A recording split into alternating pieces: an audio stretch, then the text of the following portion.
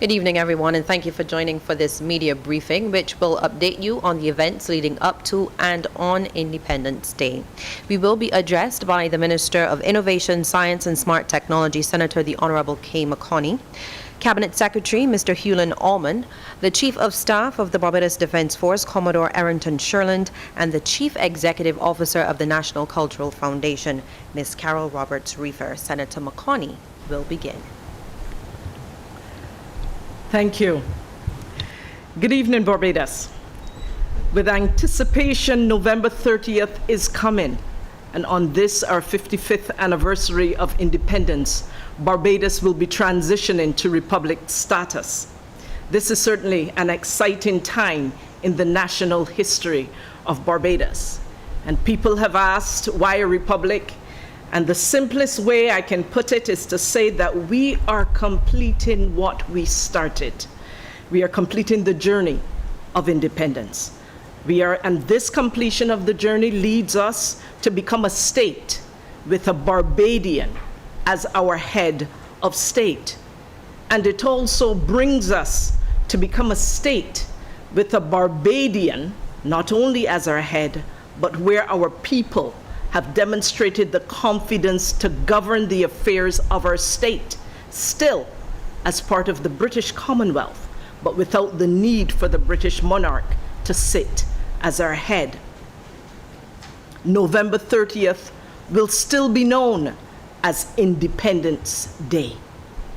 And Barbados will still be known as Barbados. Not the Republic of Barbados, not Barbados the Republic. We will simply be known as Barbados. Now, the Houses of Parliament, both the House of Assembly and the Senate, have designated our first Barbadian head of state in the person of Her Excellency Dame Sandra Mason.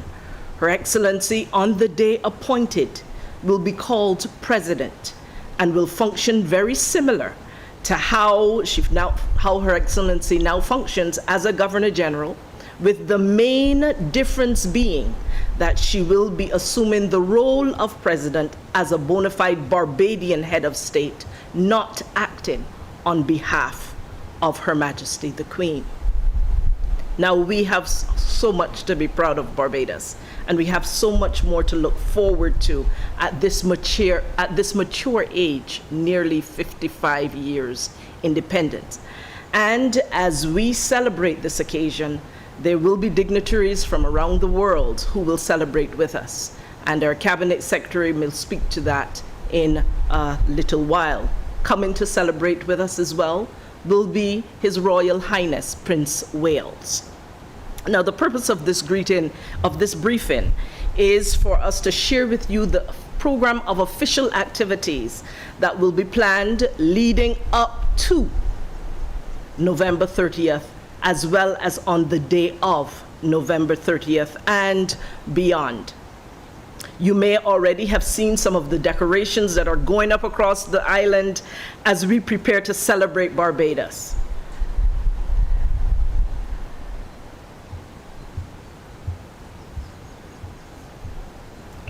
Among the activities that will be a part of the celebration, there will be activities that will be conducted safely in safe zones.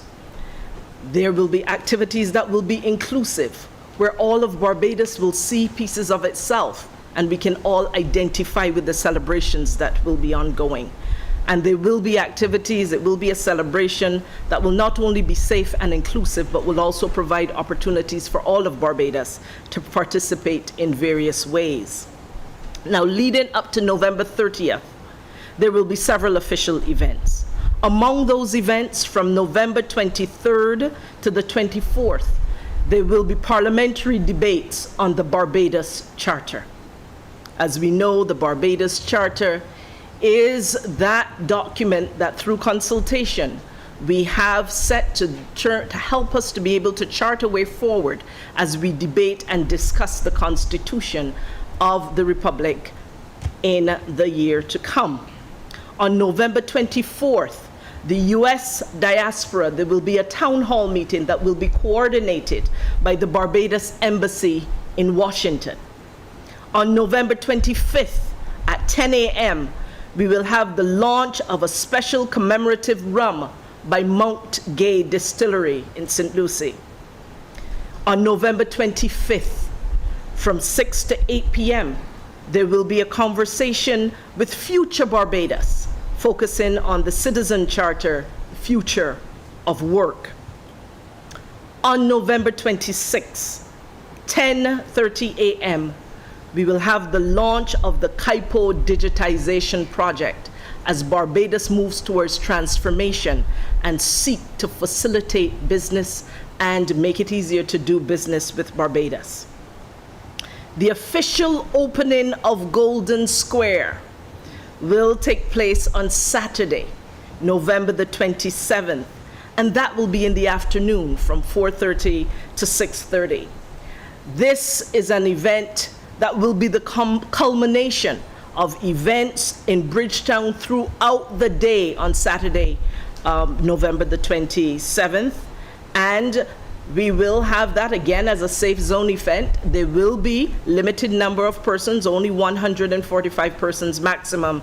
And that event will be live streamed so that those who are unable for reasons of safety to be able to be there live can indeed watch this virtually and live.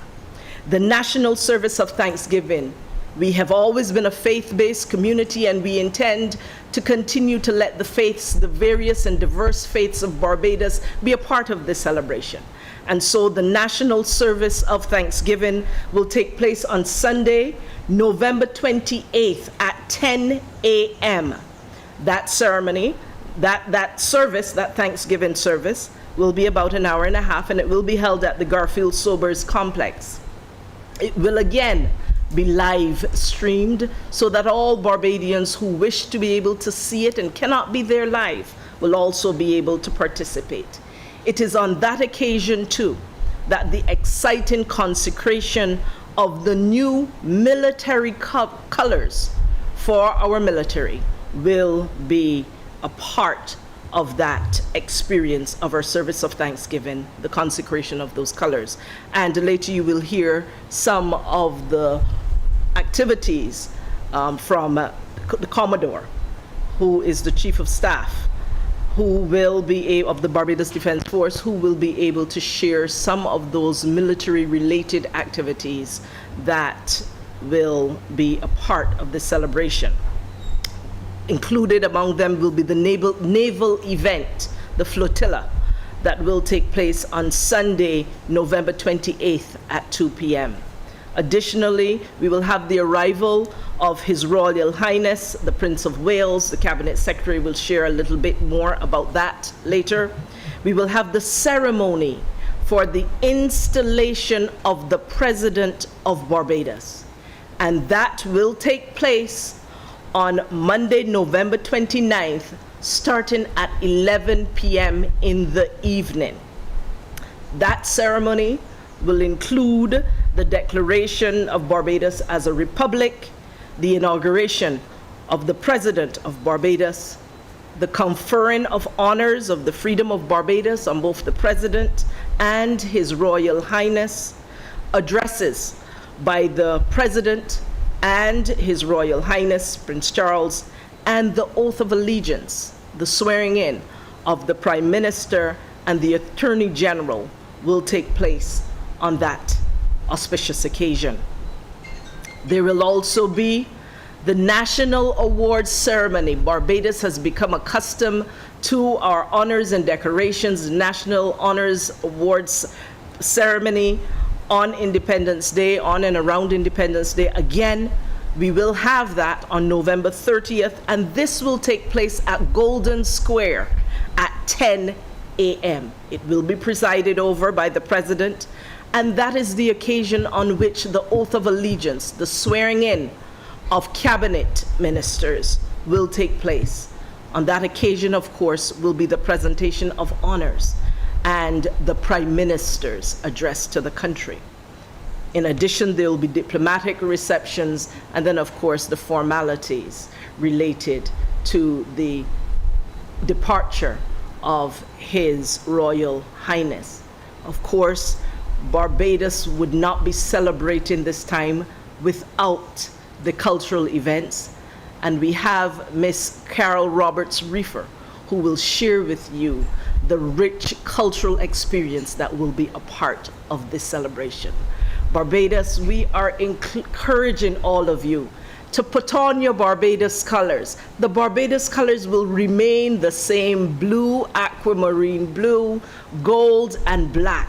And even if you do nothing more than put these clothes on, wear your national colors, and sit in your gallery or on your front step, we want you to be celebrating Barbados. We want businesses and households. We want you to decorate your place in those colors. We really and truly want you to participate and truly celebrate the spirit of this historic time and celebrate ourselves for this major step we're taking as a country. And it is with that that I turn over to Lisa as we move forward with the rest of the program. Thank you very much, Minister. We now go to the Cabinet Secretary. Good afternoon. It is my pleasure to indicate that not only will Barbadans be celebrating the independence and the move towards the transition towards Republican status, but quite a few countries and representatives of countries, even heads of state and governments, have indicated their desire to attend this very auspicious occasion.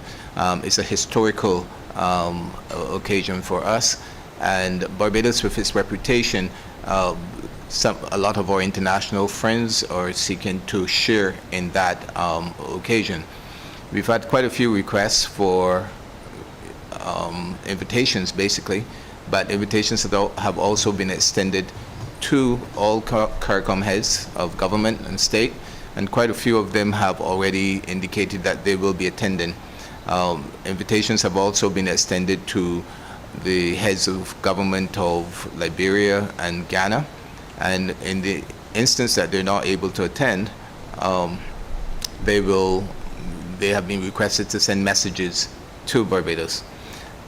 The diplomatic community, it is a norm every year for the diplomatic community to celebrate with Barbados, whether they're resident or non-resident.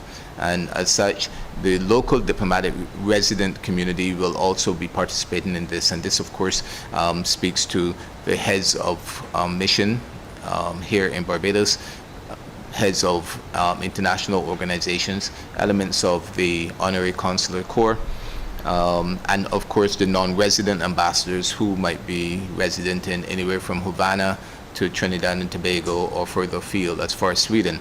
So quite a large number of the international community will be in Barbados to celebrate with us. And as the minister said, no less person than His Royal Highness the Prince of Wales.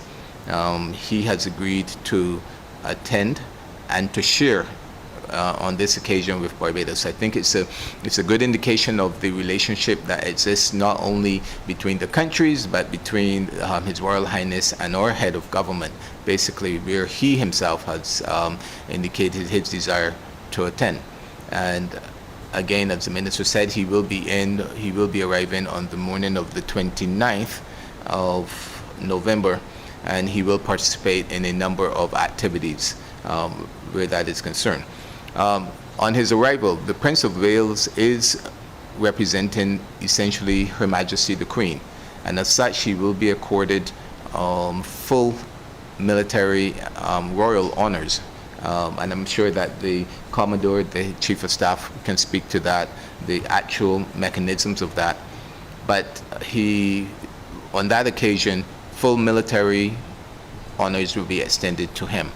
And they will be the appropriate party that will welcome His Royal Highness also. So essentially, Barbadians will have the opportunity not only to celebrate, but also to have international guests who will celebrate with us. And we actually look forward to this. It means that Barbadians, the hospitality of Barbadians will be extended internationally. So, thank you.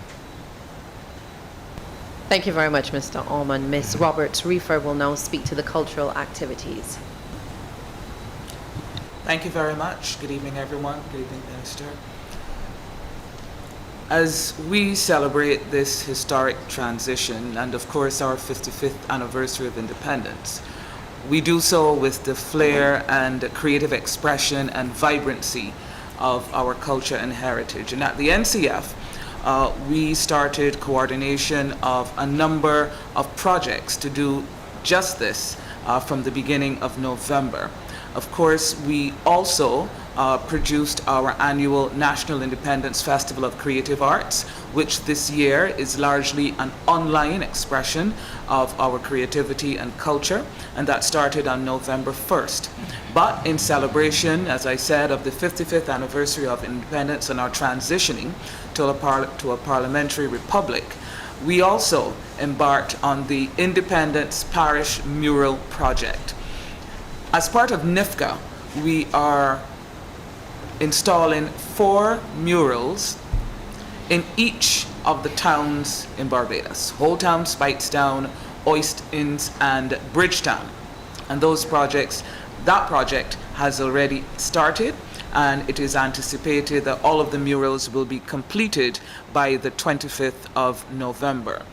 And just to give you some locations, so in Bridgetown, it is going to be the fence in front of the Fisheries Department in Bridgetown. In St. James, it's going to be opposite the fence at the Trents Community Center. And the artist for that is Shane Eastman. The artist for Bridgetown, is Shane Eastman. The artist for Old Town is Sherry Nichols. In Oistins, the mural will be installed on the main road, which is diagonally opposite Granny's Restaurant in Oistins, and the artist is Kevin Hall. And the 4th mural will be installed on the grounds of the Speightstown playing field in St. Peter, and the artist for that project is Carlisle Trotman. Added to that, we also have murals in the parishes across the island, and that project commenced last week, and it is also anticipated that all of the murals will be completed by the end of next week. And so we have murals at the St. Lucy's Parish Church for the parish of St. Lucy, at the Hillaby Turners Hall Primary School in St. Andrew, in St. John at the St. John Post Office, in St. Joseph at Andrew's Factory, in St. Thomas near the mini roundabout in Jackson, in St. George in the Glebe, in St. Philip on the Princess Margaret School wall, and in St. Michael at the Israel Lovell Foundation building. And so that's our Independence and NIFCA mural project. We also decided to take 12 songs that celebrate and or highlight aspects of Barbadian reality and remix them. And we deliberately chose arrangers, several of whom are young and were for the first time hearing the songs, and in some instances really paying attention to their content. And so we have 12 remixes of Bajan nation building songs. 8 of them have been completed as I speak with you. The remainder will be completed within the next 36 hours, allowing us to be able to launch them on Saturday. And I really hope that radio stations across the island, Barbadians, wherever you are, you find 1, 2, several, or all of the songs that you love and just play them as loudly and as lustily as possible. And we are particularly pleased with this project and how it has turned out, because the new arrangements also showcase the creativity and the innovation of our artists and music producers. Then there's something for the children, My Barbados, Our Future.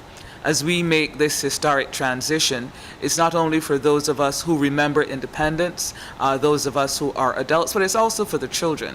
And so we're asking them, what kind of Barbados do you want for yourself and future generations? And we're doing that via an online competition where children between the ages of 7 and 12 have a chance to say what Barbados means to them and the kind of country they want to see in the future. So we're asking them to submit an essay. Just put your words down. And also a video of themselves reading the essay. They're going to submit it. We'll assemble a small panel of judges, and every person participating, every child participating will receive a certificate of participation. And the top 55 because it's our 55th anniversary, the top 55 entries will each receive a tablet to help them with schoolwork, to help them with their reading, to help them pass the time positively before or after school. And then for the households and the families, we've got a decorate and win competition. We're encouraging all Barbadians, and lots of you have started already, to decorate your homes inside or outside for independence. We have teamed up with the Starcom network, and the Road Runner will be taken to the streets next week and visiting your homes after you've posted again online photographs of your decorations, and the top 5 winners and then the 5 runners-up will all receive cash prizes. Then we move on now to our roundabout project and community decorating project. I'll start with the community decorating. In 30 communities across the island, we have teamed up with either decorators who are from that parish or from that constituency, and they have selected areas in the community, highly trafficked areas, and they have decorated it. In instances where there were no decorators in the particular constituency or community, then we've teamed up a local coordinator with a decorator, a professional decorator, and together they have come up with the themes, and they're going to be installing the decorations. A number of them have already been completed, and the remainder will be completed by the end of this weekend. So if you're traveling along Map Hill in St. Michael, if you are traveling near Bonnets, I can remember those two for sure. Their decorations are already up. Bushall Yard Gap, that will also be up very soon. And by Sunday morning, all across Barbados, there will be the communities that are beautifully decorated by the communities largely themselves. Then we come to the roundabout project. And a lot of these projects have been designed by the NCF to be able to offer opportunities for creatives in the sector who would have been adversely affected with the advent of COVID and the series of shutdowns, the cancellation of festivals and events, an opportunity to also earn a living. And so with the Roundabout project, we teamed with some band leaders, some masquerade designers, and also some young professional designers to decorate the roundabouts. There's 13 roundabouts that we've selected. From the roundabout at 6 Roads in St. Philip all the way down to the roundabout by the St. Lucy's Parish Church. And each of the roundabouts have been decorated based on a theme that can be linked to Barbados' history from 1625 to 2021. So the roundabout dedicated to the 1625 theme pays tribute to the First Peoples, and the roundabout that looks at 2021 and beyond is the roundabout that's dedicated to innovation and transformation. In between those two historical eras, we have roundabouts dedicated to the flora and fauna of the country, to the breadbasket parishes, to education, to our multiple faiths, and then there's a special roundabout that's dedicated to the frontline workers and caregivers who have done us so proud and given yeoman service in the fight against COVID. We've also produced a series of 6 posters. We feel strongly that for this occasion, yes, we're going to decorate the communities and we're going to decorate the roundabouts, but suppose you want something to put up in your home to say, yes, this is my country to me. And that's the name of the project, My Country to Me. It's a series of 6 posters, again, working with 6 graphic artists who were sidelined or slightly or severely, depending on their circumstances, affected because of COVID, and they came up with designs themed My Country to Me.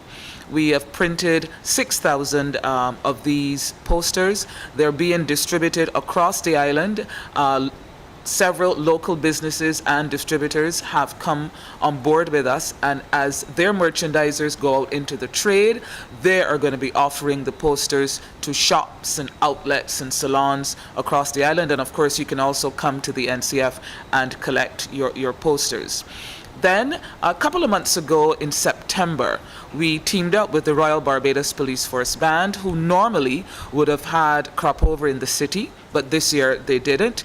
And we teamed up, and what started off as a small project turned into 3 police band concerts that can easily be dubbed as tracing our musical history, the songs that have become the soundtrack of our lives. So whether it is gospel, or classical, or spooge, or calypso, or soca, or folk, whether the artists are veterans and iconic, whether they are up and coming, whether they're established, or whether they are our junior calypsonians, they're all involved in this project. And when we were finished with the content, we had enough not for 1 or 2, but 3 concerts. And so we're calling it a weekend with the police, with the Royal Barbados Police Force Band, and that's the series of 3 virtual concerts that will start this weekend. We're also involved in the major event on November 29th, the declaration of Barbados as a republic, and the installation of the president will occur between the hours of 11, midnight, and beyond. But before that, we are going to have a massive celebration of Barbados and all that we stand for, and the very best of the Barbadian personality. And this will take the form of a series of both live-streamed and pre-recorded events. So whether it is the debut of our fabulous National Community Steel Orchestra, which is a project that we began work on in March of this year. We had to make several amendments because of COVID, so we had groups of 25 young community steel pan players practicing all across the island, and thanks very much to the secondary schools who allowed us to use their premises. And now they're coming together. They're going to be some 150 strong. We have pans that are branded in the national colors, and that National Community Steel Orchestra will perform for you on the evening of the 29th. We've also assembled a Tuk orchestra under the direction of Wayne Punkal Willock. We will have a tribute to the Barbados Landship, one of the most, if not the most, enduring symbol of our intangible cultural heritage, and that's being produced by the Pinelands Creative Workshop. We have put together the band that I'm calling the Republic Band, that's being directed by Nicholas Branker, and that will be augmented with drums and strings. We have a dance corps that's being coordinated by Kelvin Carvalho, and we have a mass choir that's being coordinated by Ryan Boyce. They will all come together along with a who's who list of artists, again across all genres, and we will be putting together a cultural presentation that will start at approximately 9 o'clock and move seamlessly right up until we're ready for the ceremonial aspect of the night's proceedings. And all of this will be live streamed. The best seat in the house on that night is wherever you are, comfortably, wearing your aquamarine and gold and enjoying all of this splendor. It really will be a night to be absolutely proud to be Barbadian. Thank you. Thank you very much, Ms. Roberts-Reefer. Commodore Sherlin now will give further insight into some of the events. Thank you very much, Lisa. Good evening, Minister. Good evening, Barbados. Let me just follow on from where Carol just left off, because the pomp and pageantry that is normally associated with the military ceremonial in Barbados will be fused with the cultural extravaganza that commences around 8 o'clock on the night of the 29th. The military ceremonial will commence at around 10 minutes past 11 with the arrival of the various dignitaries that would normally obtain on Independence Day parade, which will include the Chief Justice, the Prime Minister, the national hero, the only living national hero that we have in Barbados, Right Excellent Sir Garfield Sobers, and His Royal Highness Prince Charles, the Prince of Wales. His Royal Highness will be accorded a royal salute and a march past and a final salute as a signal of our departure from the monarchy. That will be followed by the marching off of the old color, which will be replaced by a new color. As a consequence of Barbados becoming a republic, the old colors that would have represented or bond and our allegiance and our ties to Her Majesty the Queen will be replaced by new colors. And those new colors will be consecrated at the National Service on Thanksgiving on the 28th. Those colors will be the presidential color, the Barbados Regiment color, and the ensign of the Barbados Coast Guard. So that actual blessing of those colors will take place as part of the National Service of Thanksgiving. After we've paid the final salute to the monarchy, we anticipate the arrival of the president-elect, which will be heralded with a fanfare and some cultural as well as military ceremonial. I will not go into that in detail, but I certainly hope that all Barbadians take the opportunity to view it from the comfort of their homes and appreciate the military pomp and pageantry that will be surrounding that particular event. Also included in that parade will be an address by His Royal Highness, after which he will be conferred with an Honorary Order of Freedom of Barbados, and then an address by the President-elect, who will be installed then as President in her first speech to Barbados. The usual march past will be and salute will be accorded to the President. And given the COVID-19 environment, we will still try and maintain all the units that we will normally have on parade, but in a much smaller representation. All the flags and banners from the unarmed units will be there. Of course, we will have the Barbados Defence Force, the Royal Barbados Police Force, the Girl Guides, the Scouts. The only unit that I am advised that is not able to participate this year would be the Church Lads Brigade. But recognizing the kind of contribution that the nurses would have made, I think it is very, very important that we have them as part of the parade. So Barbadians, you can expect that pomp, you can expect that pageantry as part of the, not only Barbados becoming a republic, but that fusion between military ceremonial and the cultural component. And it would all conclude with a fireworks display prior to the departure of all the dignitaries in the descending order of precedence, starting with the newly installed president of Barbados. The other activity that I would wish to inform Barbadians about is a flotilla, as the Honorable Minister would have mentioned. That event is going to occur on the 20th of November, starting at 3 o'clock. And we are calling that event Blue Barbados, We Salute You, Culture by the Sea. And that is going to include from jet ski to fishing boat to pleasure craft to the motor vessel schooner. And we are hoping to get one of the tugs from the Barbados port, as well as participation by the Barbados Coast Guard and the Royal Barbados Police Force. And that flotilla will sail from the shallow water berth right up to Carlisle Bay, and ending in Carlisle Bay with a sail pass. We are hoping that the Governor General and the Prime Minister will be part of that particular maritime spectacle. It will also include a cultural component, and I won't share too much about that, but suffice it to say that it is my understanding that the Mighty Gabby will be part of that event. But again, Barbadians, I urge you to, and it will be televised live, and I urge you to take the opportunity to view that particular activity, because then you will see the kind of contribution from a maritime perspective that comes to Barbados. So Lisa, that is but a snapshot of not only the military ceremonial but the maritime component of the activities that we've got planned to mark Barbados becoming a republic. Thank you very much, Commodore. Well, as we open for questions, as customary, I would ask members of the media to identify themselves and the media house they represent.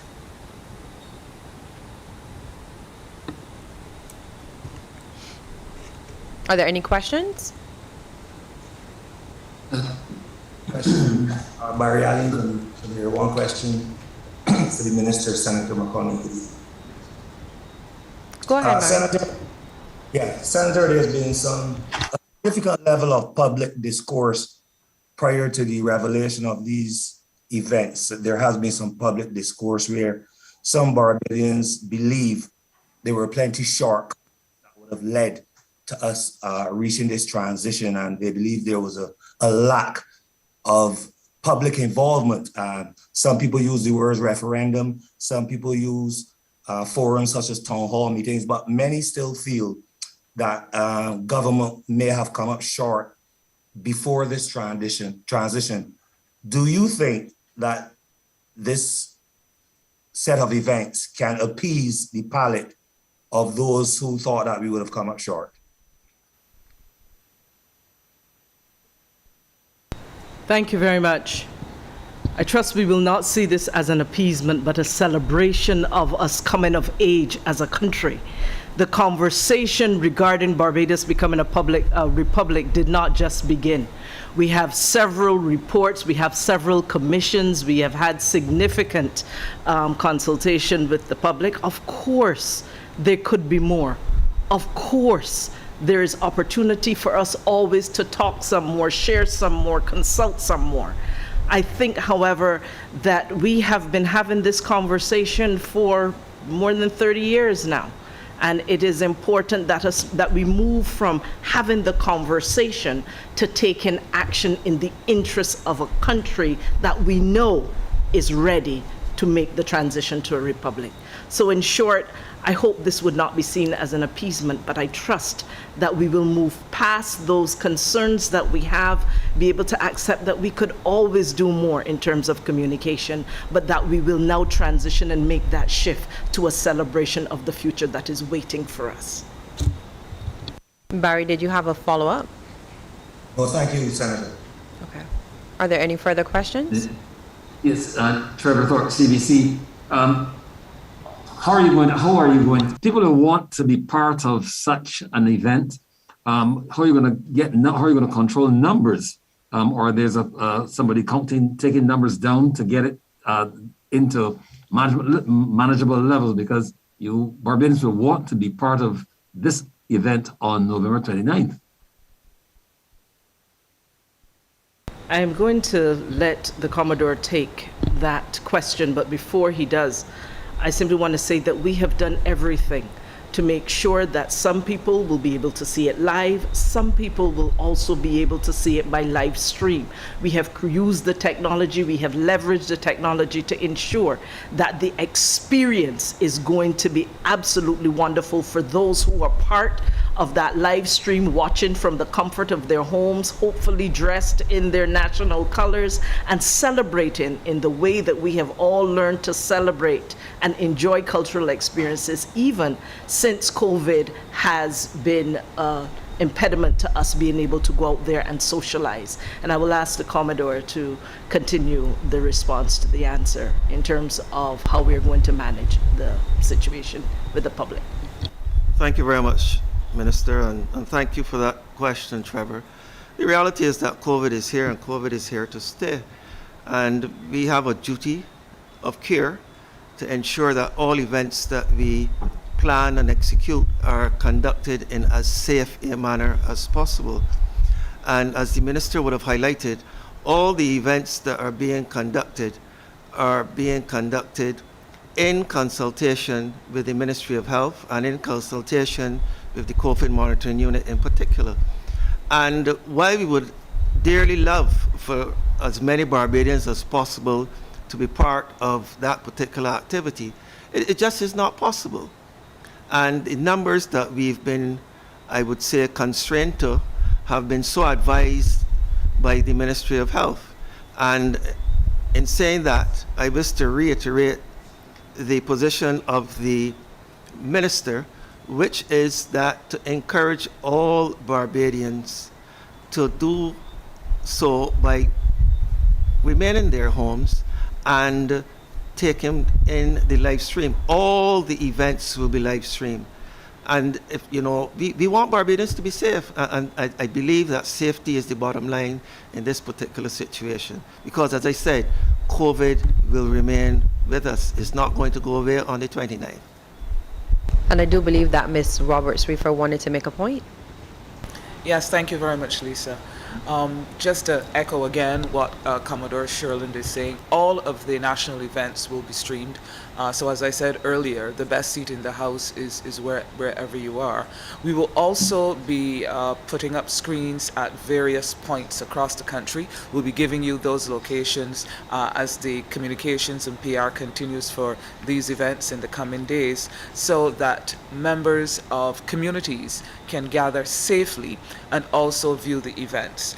It's been a tough 2 years, and we all want to get back to some semblance of what we remember as the reality, but the fact is that we can only do so with a lot of constraint and observance of the health protocols. And so as we roll out these events, we will also be at every opportunity reminding Barbadians, and we only need to remind ourselves because we generally know how to behave at events and on occasions such as this, just reminding ourselves to follow what has now become a way of life: the physical and social distancing, the wearing of masks in public places, the constant sanitization, and washing of hands. And together we can do this. We figuratively hold each other's hands and get through this massive period of celebration safely. I would also want to say that all of our activities, even though you don't see him here this evening, have been vetted by, discussed with, consulted with the Ministry of Health, and of course the Chief Medical Officer and his team. And so the implementation of the events follow the guidelines as set by the Ministry of Health. So with that platform, all that remains now is for all of us, whether involved in the events, cast, crew, production, or members of the public who are either invited to the events or are going to go to any of the spaces to watch and witness the events, to just follow the protocols for the safety of Barbados. Next question. One question. Go ahead. Question for Senator McConnell. Right, from Barbados today. Senator McConnell, you spoke about activities being held in safe zones. Could you elaborate a bit on that? And are you suggesting that vaccinated Barbadians will not be able to take part in some of the activities leading up to the celebrations? There is a definition of safe zones that it has been approved by the Ministry of Health and has indeed been vetted, where yes, as the activities come up, you will hear about safe zones and you will hear what are the specific protocols associated with that, whether it would be vaccinations that would be required, whether it would be testing that would be required, and how indeed they will be managed. The Ministry of Health and the Chief Medical Officer will, at the appropriate time, be able to speak to this. In fact, I think I see him entering the room at this time, and if you don't mind, I would like to ask the Chief Medical Officer to speak to the safe zone situation. And we'll just let Dr. George take a few seconds to get into position to answer that question for you.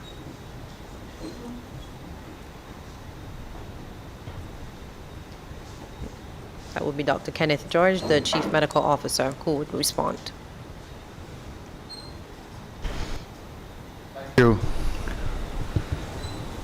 So, the Ministry of Health's responsibility is to, wherever possible, try to keep the public of Barbados safe. As you know, we are in a COVID environment, and therefore there should be no mass gatherings of persons at any of these events. Many of the events are for invited guests, and those specially invited guests will be required to either be vaccinated. If they are not vaccinated, they will be required to have a rapid antigen test within 24 to 36 hours of attendance of a function. Persons on the periphery of these events who still want to be involved in the celebrations are asked to comply with the basic protocols which we have told Barbadians for long periods. There will be areas for hand sanitization.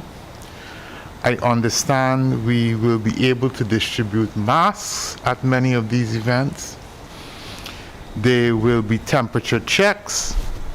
So therefore, for most persons, I would say in a COVID environment, stay in the privacy of your home and enjoy the celebrations. For the few persons who venture out, please be mindful that when in public spaces, you must at all times follow our basic protocols.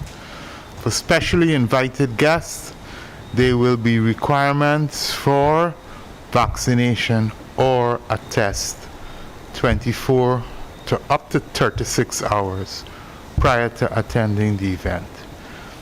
Our COVID monitoring unit will be in full force at all the events, and we will be relying on volunteers and the Royal Barbados Police Force to complement our efforts. Thank you so much. Are there any further questions? Yes, just one question and a quick follow-up, Lisa. Question for Senator McConney. National Service of Thanksgiving, and that will be held at a facility, I think you said, the Lord First Center. Can you tell me what is the cap for people who will be allowed to attend that event? You mentioned 145 for Bridgetown, but I don't think you mentioned an amount that will be allowed within the facility for the service of Thanksgiving. Can you indicate how much? Thank you very much for the question. The National Service of Thanksgiving will take place at the Garfield Sobers complex, the gymnasium. Yes, at that complex. I do not immediately have the information regarding the numbers, but I am sure that in the future we will be able to confirm that number and communicate it to the public as necessary. Thank you. And the follow-up question is to the Secretary, Mr. Allman. Can you indicate how many CARICOM heads have actually confirmed that they would be in this? Some have been invited, but I'm not sure if you said how many have actually already confirmed their presence or their expected presence.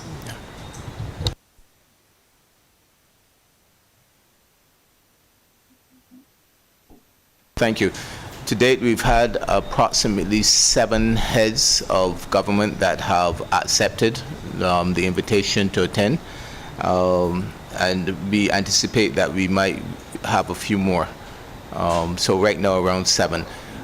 There is one thing that I would wish to reiterate, and I think the CMO, the Chief Medical Officer, has also said that the protocols that are in place, the health protocols, extend to everyone who enters or specially invited guests. And when I say our specially invited guests, I mean everyone, whether it's a head of state or head of government. They're also will be in compliance with the COVID regulations with respect to vaccinations or rapid tests. Mr. Allman, can you give us those 7 CARICOM countries who have accepted the invitation? Well, at this time, I'm not privy to all of them, and I wouldn't wish to, to venture into guesswork, but basically some of them have indicated. I have gotten numbers of about 7, but when that becomes available, I'm sure we will share it with the press. Thank you. Are there any further questions? If there are no further questions, Minister McConney, I'll give you the final word. Thank you, Lisa. I simply wish to say to Barbados, we are looking forward to this celebration. Let us do so safely. Let us do so in a way that not only speaks to your heart for Barbados, but speaks to the spirit you have for each other as we move forward as a republic. Thank you so much to the press and to my colleagues. Have a very pleasant evening. Very much. That's the Minister of Innovation, Science and Smart Technology, Senator the Honourable Kay McConney. We heard from the Cabinet Secretary, Mr. Hewlin Allman, the Chief of Staff of the Barbados Defence Force, Commodore Errington Sherland. We heard from the Chief Medical Officer, Dr. Kenneth George, and the Chief Executive Officer of the National Cultural Foundation, Ms. Carol Roberts-Reefer. As always, thank you, members of the media, and you for joining. Good evening.